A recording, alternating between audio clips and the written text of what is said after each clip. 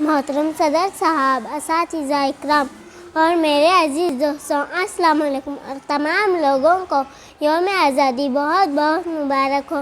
آج میں یوم آزادی کے متعلق چند باتیں کہوں گی، آپ غور سے سنیے۔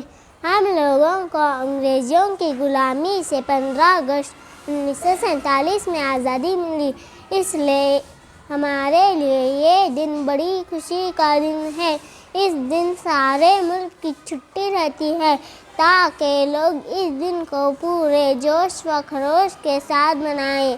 اس دن ہندوستان کے صدر اور وزیر اعظم لال قلعے پر قومی جھنڈا لہراتے ہیں، فوج کی سلامی لیتے ہیں، قوم کو آزادی کا پیغام دیتے ہیں۔ تمام سرکاری عمارتوں، اسکولوں، کالجوں، دفتروں اور عوامی جگہوں پر 15 اگست کو جھنڈا لہرانے کی رسم 8 بجے صبح میں ادا کی جاتی ہے۔ بچوں کو مٹھائی بھی دی جاتی ہے، کچھ کھیل کود بھی ہوتے ہیں۔ آزادی کا دن ہمیں مل جل کر رہنے اور ملک کے لیے قربانی کا پیغام دیتا ہے تاکہ ہماری آزادی ہمیشہ باقی رہے۔ السلام علیکم۔